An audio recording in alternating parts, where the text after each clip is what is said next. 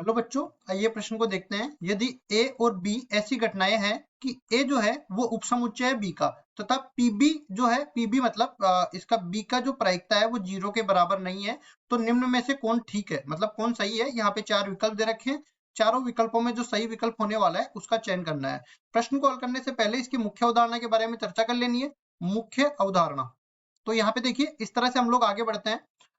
सबसे पहली चीज तो सहप्रतिबंध प्रायिकता हमें निकालनी आनी चाहिए। तो सहप्रतिबंध प्रायिकता क्या होती है? जब भी हम लोग बी घट चुकी है तब ए के घटने की प्रायिकता को इस तरह से व्यक्त करते हैं, और ये बराबर हो जाएगा किसके? ए और बी के एक साथ घटित होने की प्रायिकता बटा में बी के घटित होने की प्रायिकता।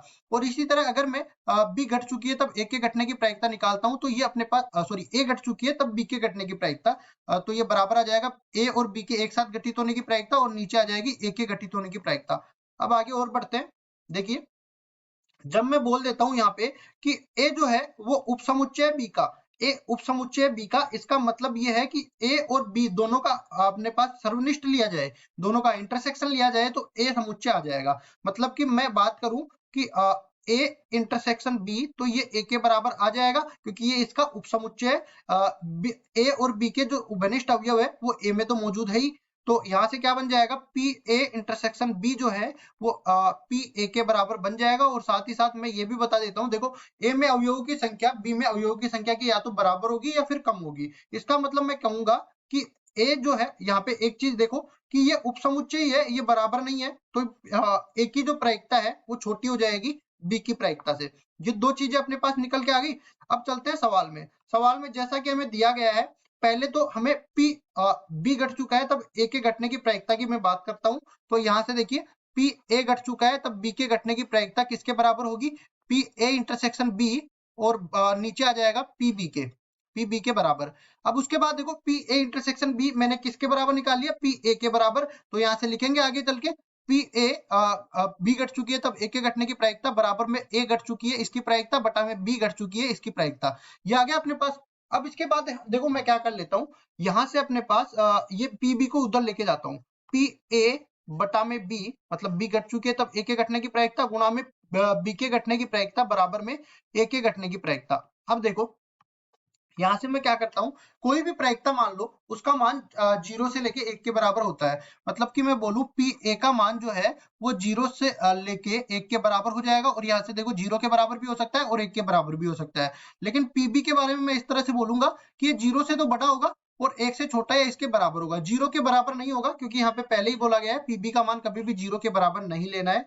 अब उसके बाद देखो आगे हम देख लेते हैं। सबसे पहली चीज यहाँ पे विकल्पों में भी देख लेते हैं। पी ए बी घट चुकी है तब ए के घटने की प्रायिकता पी ए बटा में पीबी के बराबर निकाली थी, तो ये विकल्प तो गलत हो गया। इसी तरह पी ए के घटने की प्रायिकता बी के घटने की, मतलब ए के घटने की प्रायिकता जब बी घट चुकी है ये छोटा होगा ए से, तो देखो ये तो वैसे भी अपने पास गलत है। पी ए से छोटा है या नहीं है वो हमें देखना पड़ेगा, ये पीबी पर निर्भर करेगा सारा का सारा मान, मतलब इन दोनों में से एक विकल्प सत्य होने वाला है। तो इसके लिए क्या करेंगे, देखिए यहां से मैं क्या करूंगा, मेरे को पता है कि जब भी मैं एक 0 से लेके 1 तक की संख्याओं 0 से लेके 1 तक की संख्याओं का गुणा करता हूं, तो वो संख्या जो बनने वाली संख्या है वो दी गई दोनों संख्याओं से छोटी होने वाली है। जैसे मैं 1/2 और 1/5 का गुणा कर देता हूं, तो ये 1/10 के बराबर आता है। और मेरे को ये भी पता है कि 1/2 ये बड़ा होगा 1/10 के, और इसी तरह 1/5 भी बड़ा होगा 1/10 के।